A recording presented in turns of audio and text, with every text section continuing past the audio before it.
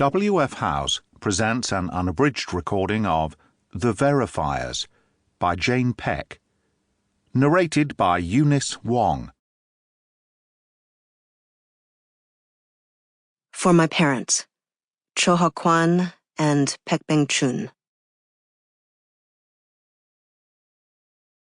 Part 1. Chapter 1.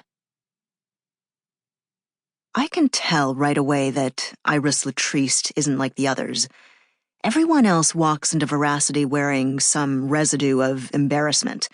Their gazes skitter about, their sentences are potholed with ums and wells.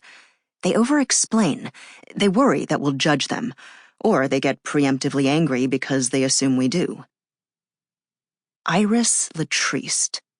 This woman sits down and tells us about the guy she wants us to verify like she's ordering her first coffee of an arduous morning, and it's vital that the barista gets it right. Not to mention, who goes to a dating detective agency to check up on someone they were flirting with on Soulmate Messenger for all of 16 days? At my verifier interview, when Kamla explained what Veracity did, and I said, with maybe a tad too much enthusiasm, "Like a detective agency?"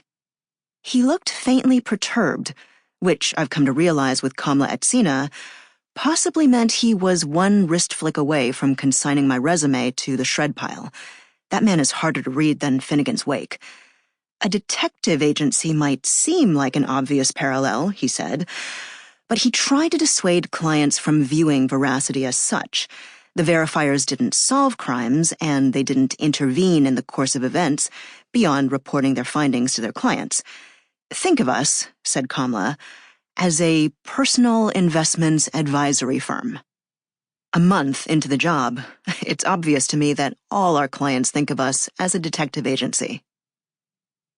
It's highly unusual, Kamla is saying to Iris, for clients to ask us to verify matches they haven't yet met in person.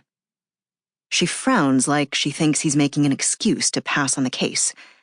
Why? Iris Latriste is rosy, compact, and purposeful. She looks like someone who makes lists for everything and derives satisfaction from checking off items one by one. According to her soulmate profile, Flora or Fauna, she's 36 years old, a lawyer, into contemporary art and Japanese food. It also appears, seeing her in person now, that the photos she uploaded were all from several years ago, when she was 10 pounds lighter and her skin hadn't yet had to negotiate with gravity. Sample complete. Ready to continue?